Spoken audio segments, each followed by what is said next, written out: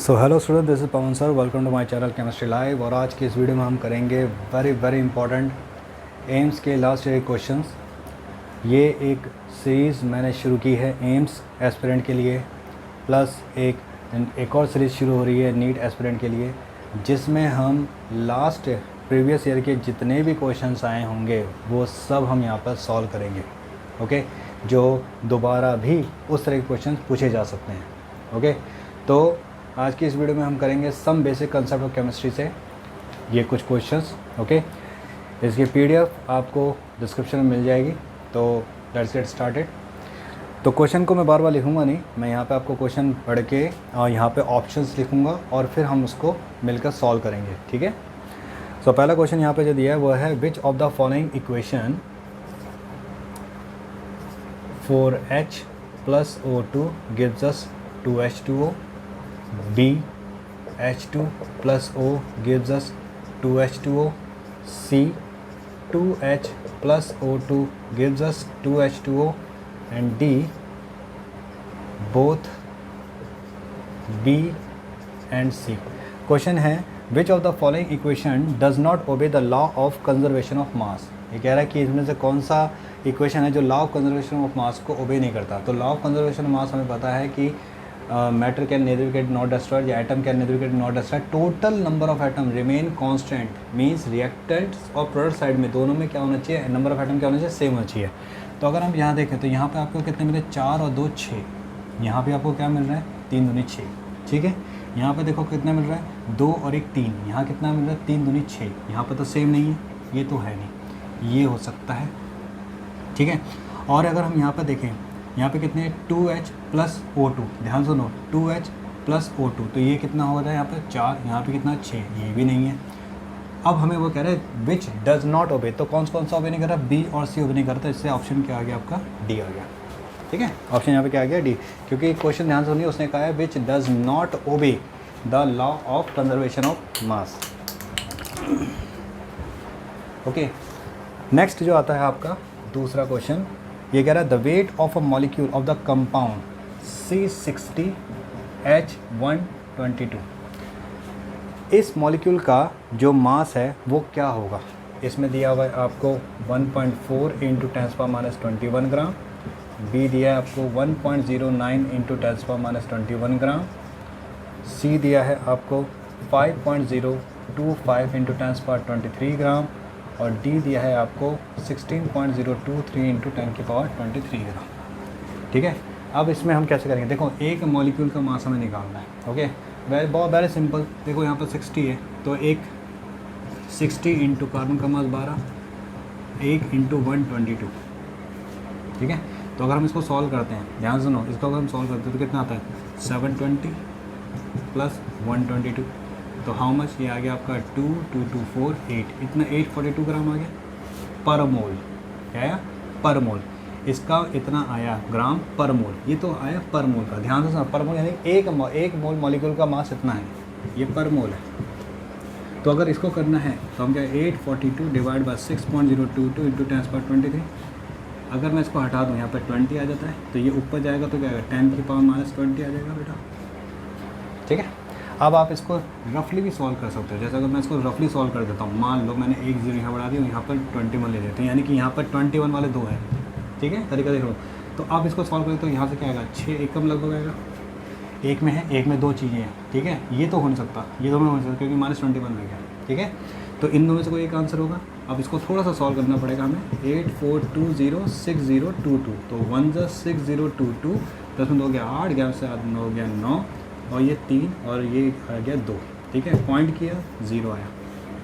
ठीक है, अब क्या आया, 6 चौक 24, 6 × 18। ठीक है, तो 6 × 18, 6 चौक 24, लगभग 4 से, यानी ये वाला आंसर है। ठीक है, तो ये आंसर आ जाएगा। ओके, चलो जी आते हैं थर्ड क्वेश्चन में। थर्ड क्वेश्चन ये कह रहा है the volume occupied by 4.4 gram of CO2 at STP is 22.4 litre, B 2.24 litre, C 0.224 litre, या D 0.1 लीटर। देखो बेटा, वो कह रहा है volume occupied by 4.4 gram of CO2 at STP। 4.4 gram CO2 at STP का उसने। तो जैसे आपको पता है एट STP जो नंबर ऑफ मोल होता है, वो होता है क्या कहते हैं, गिवन वॉल्यूम बाय 22.4 लीटर, यानी मोलार वॉल्यूम, है ना।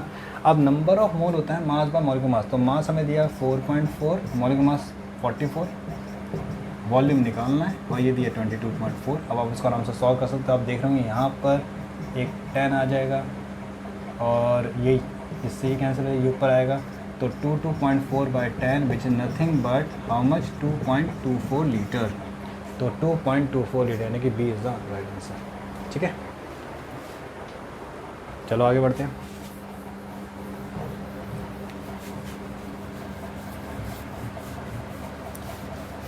तो जी अब जो अगला क्वेश्चन इन्होंने बोला हुआ है यहाँ पर, ये दिया हुआ उन्होंने, हाउ मैनी मॉलिक्यूल्स, चौथा क्वेश्चन है, how many molecules are present in 1 gram of hydrogen. 1 gram hydrogen में कितने मॉलिक्यूल होंगे, 6.02 इंटू 10⁻23 ए, या बी 3.01 इंटू 10⁻23, या सी 2.5 इंटू 10⁻23, या डी 1.5 इंटू 10⁻23। ठीक है, तो देखो हम कैसे करेंगे इसको बेटा।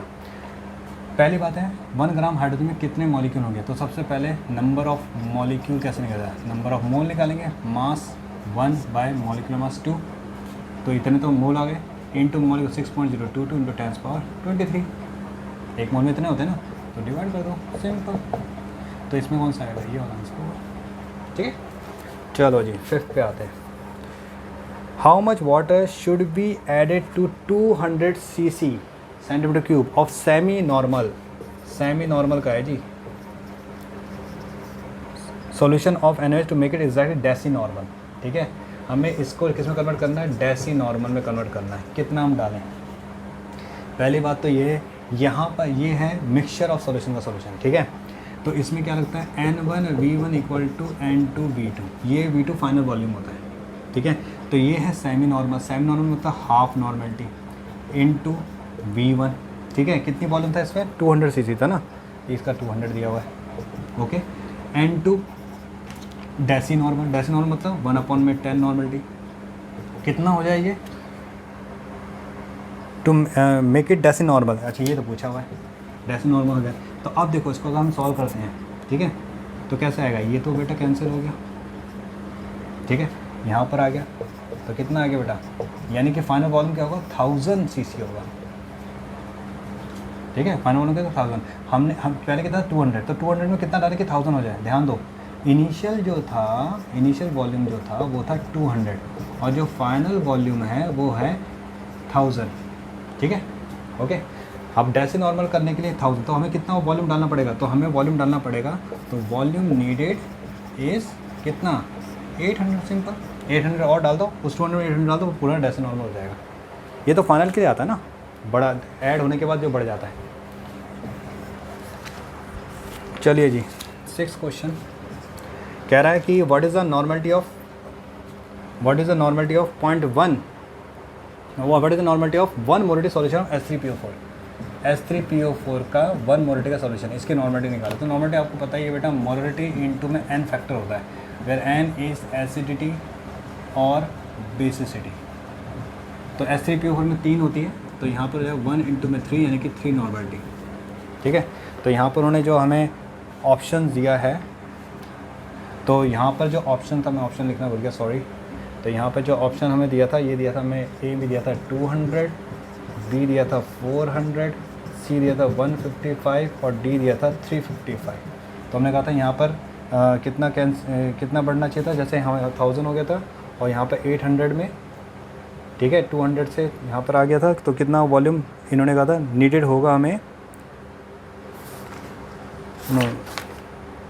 सॉरी 200, 400, 800 है यहाँ पर, 800 और फिर यहाँ पे कितना है आपका 600, तो इसका आंसर था सी। ठीक है, और यहाँ पर हमें जो ऑप्शन दिया हुआ है, हमें दिया है 0.5N, बी दिया है 1N, सी दिया है 2N और डी दिया है 3N, तो यहाँ पर आंसर 3। 7 क्वेश्चन पे आते हैं, वो क्या है, normality of 2 molality H2SO4 solution, what is the normality, इसकी नॉर्मलिटी निकालनी है।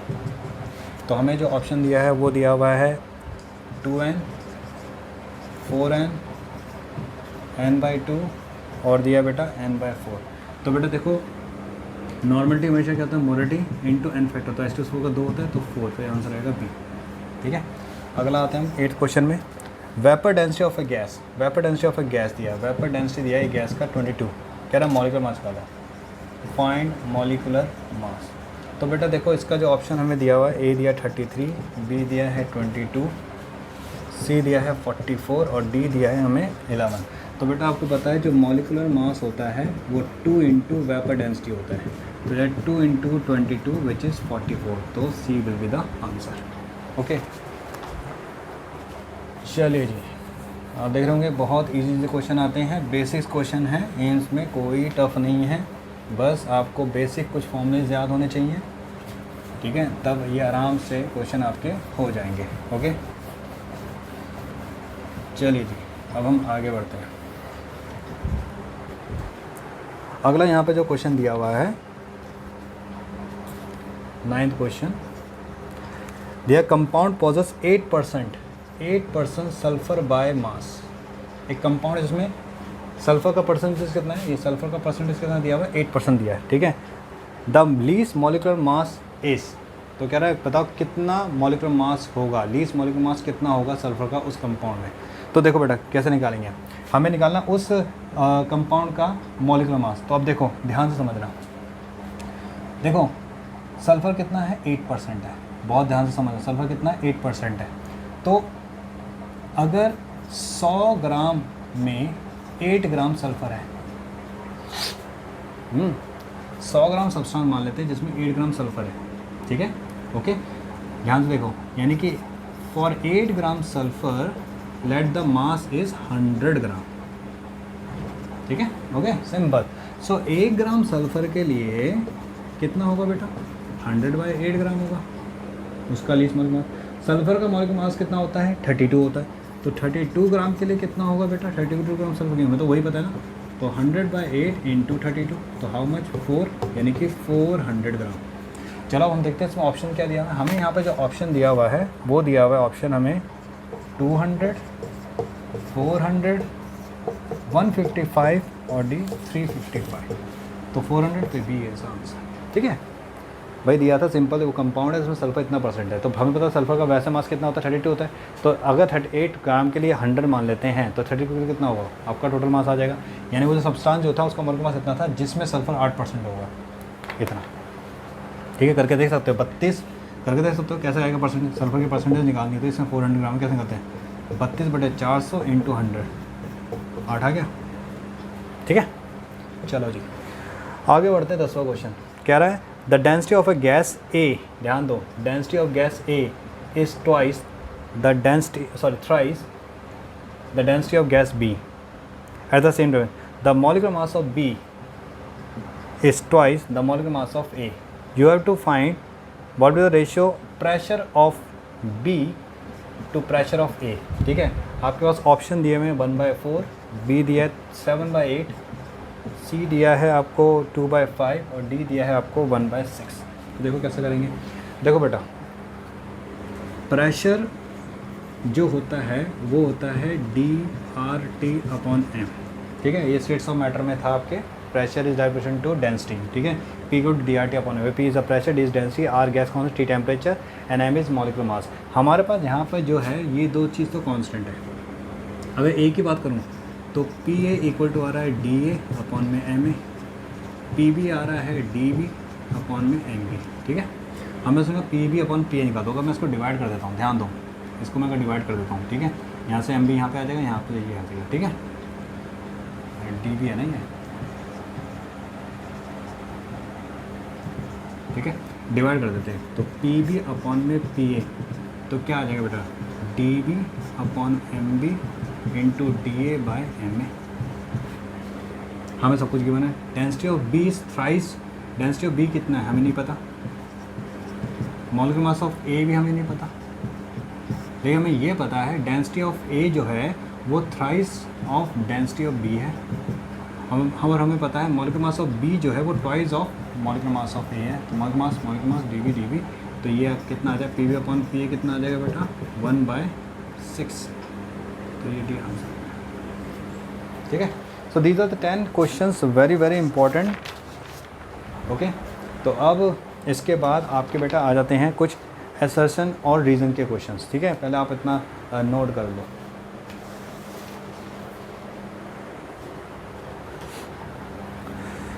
देखो असर्शन रीज़न में मैं आपको ऐसे बता देता हूँ, जैसे यहाँ पे कह दिया है, आपको पता है असर्शन रीज़न में ABCD ऑप्शंस होते हैं। ए कब होता है, जब assertion and reason both correct होते हैं, and R is reason for A. B होता है ए एंड आर करेक्ट होते हैं, and R is not reason, ठीक है। C assertion is correct and reason wrong. D assertion is wrong and reason is correct. तो ये है जी। तो पहला यहाँ पे जो क्वेश्चन इन्होंने दिया हुआ है हमें, ठीक है, वो दे रहा है, वो कह रहा है analytical molality of one molality HCl is zero, ठीक है। Equilibrium molality of HCl is zero. Equilibrium molality of one molality HCl is zero. वो कह रहा है कि जो मोलिटी आती है एनालिटिकली वन मोलिटी HCl की वो ज़ीरो आती है, और जो इक्विलिब्रियम मोलिटी आती है HCl की वो भी क्या आती है, ज़ीरो आती है। पहले यहाँ तक आप नोट करो, मिटा देता हूँ।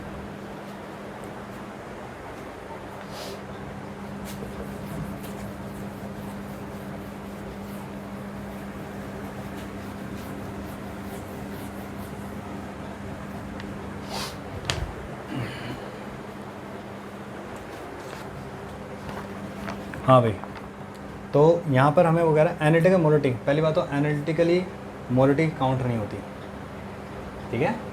मोलिटी काउंट होती है क्वालिटेटिवली क्वांटिटेटिवली। ओके, तो ये तो जी पहला तो असर्शन रॉन्ग है इसका, तो असर्शन रॉन्ग आ गया, तो यानी कि यहाँ पर आ गया ऑप्शन डी।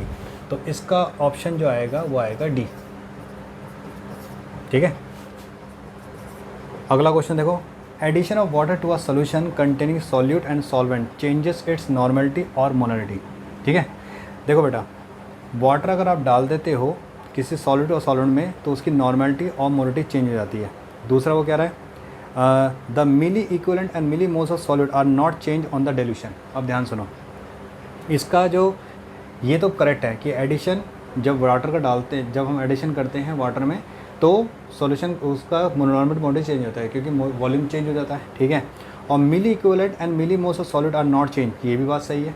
डिल्यूशन करने पे इनके मोल्स पे तो कोई चेंज आता नहीं है, लेकिन तो इसका मतलब ये दोनों सही है, लेकिन रीज़न ये नहीं दे रहा, यहाँ पे ये रीज़न नहीं है इसका, ठीक है। यहाँ पे ये रीज़न नहीं, तो इसका ऑप्शन आएगा बेटा बी। अगला कह रहा है volume of gas is inversely proportional to the number of mole. कह रहा है volume of gas inversely proportional to the number of mole. अच्छा,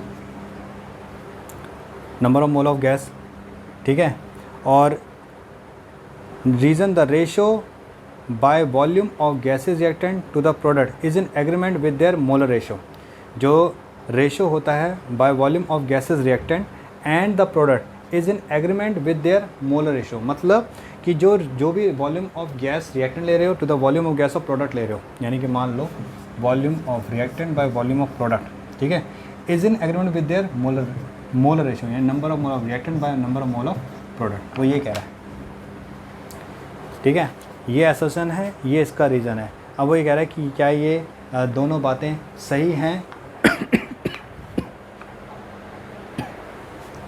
या नहीं। तो देखो अब इसको हम कैसे करेंगे। पहली बात तो ये है कि ये तो गलत है, क्योंकि एवोगाड्रो कहता है equal volume of all gas contain equal number molecule, तो ये तो रॉन्ग हो गया, ठीक है। तो ये तो पहले तो ऑप्शन तो ख़त्म हो जाता है क्योंकि ये गलत है, ठीक है। अच्छा, ये करेक्ट है, ये ऐसे ये करेक्ट, ये वाला ये ऑप्शन भी गलत हो गया, तो बचा क्या है डी। तो यानी यहाँ पर आ जाएगा आपका ऑप्शन डी। बात समझ आ गई, ठीक है। क्योंकि बेटा देखो, जो वॉल्यूम होता है वो डायरेक्ट प्रोपोर्शनल होता है नंबर ऑफ मोल के, equal volume of all gas, Avogadro law लगता है यहाँ पर, क्या लगता है, एवोगाड्रो। अगला बेटा देखो 14 question, molecular weight of oxygen is 16, ठीक है।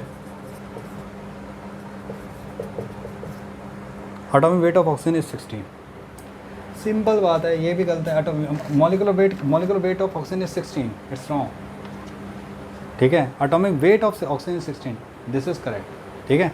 तो ये बेटा इसका आंसर भी आएगा डी, ओके। एटॉमिक वेट होता है, मॉलिक्यूलर वेट 32 होता है। ठीक है, मॉलिक्यूलर वेट तो 32 2 हुआ ना वो, तो यहाँ तो एटॉमिक वेट कहा है ना ऑक्सीजन, देखो atomic weight of oxygen is 16, ये करेक्ट है। एक ऑक्सीजन एटम की बात की है ना। 15वां, atom can neither be not destroyed, true. Under similar condition of temperature pressure equal volume of gas does not contain equal number of atom, ये रॉन्ग हो गया। Equal volume of gas contain equal number of atom होता है, तो यानी कि essential right है और ये रॉन्ग है, तो यहाँ पर सी आ जाएगा। ठीक है, so this is all about your AIIMS last year question from some basic concept in chemistry. I hope you like it. तो बाकी PDF आपको डिस्क्रिप्शन बॉक्स में मिल जाएगा। So in the next video for structure of atom, okay. और फिर इसी के साथ हम नीट के भी कुछ क्वेश्चंस करेंगे लास्ट ईयर के, okay. Till then keep practising and God bless you.